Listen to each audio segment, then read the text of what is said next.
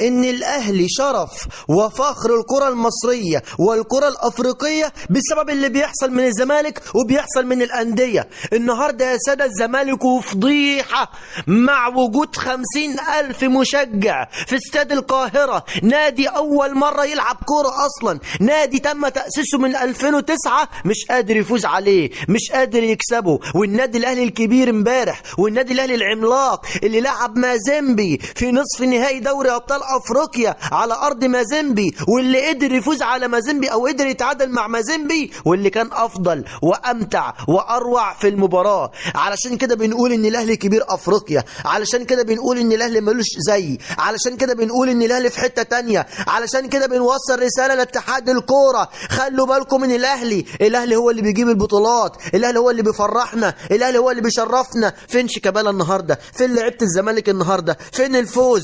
فين المكسب؟ بتلعب قدام فرقه سهله مش قادر تسجل. ما تقوليش حظ، ما تقوليش الكره مش عايزه تدخل، ما تقوليش ضاع منا فرص كتير، ما تقوليش الكلام ده.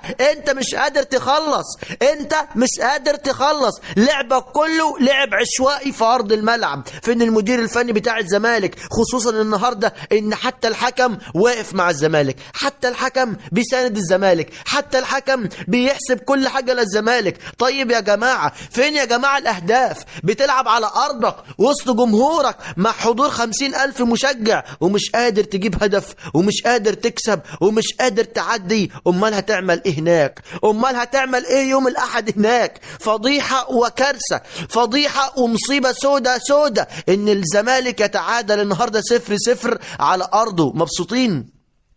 مبسوطين بالفوز اللي فزتوه على الاهلي. الفوز عمل لكم ايه؟ ده مباراه في الدوري عاديه. طب النهارده يا جماعه، النهارده مش بتكسبوا ليه؟ بتلعبوا فريق سهل. ما تقوليش فريق صعب، فريق سهل. لكن الزمالك هو اللي سهل، الزمالك هو اللي مش قادر يلعب، الزمالك هو اللي مش قادر يعمل حاجه. اقسم بالله حركتونا، والله العظيم حركتونا بجد. يعني بطوله كونفدراليه، بطوله سهله جدا جدا هتضيع منكم، بطوله سهله جدا جدا هتطلعوا من نادي تم انشاؤه او تم تأسيسه في 2009. هو انتوا لعبتوا مين قوي اللي عندي دلوقتي؟ ده انتوا لعبتوا ابو سليم ومش عارف مين ومش عارف مين، أندية كلها صغيرة ومش قادرين توصلوا للمباراة النهائية. والله اللي بيحصل في الزمالك ده يا جماعة اقسم بالله حاجة يعني في منتهى قلة الادب وعدم الاحترام. اللعيبة اللي مش بتلعب، اللعيبة اللي مش بتقاتل، اللعيبة اللي مش بتدوس على نفسها في ارض الملعب المفروض ترحل من الزمالك. النهارده الجماهير بسم الله ما شاء الله، جماهير كتير جدا من جماهير الزمالك كانت حاضرة النهارده،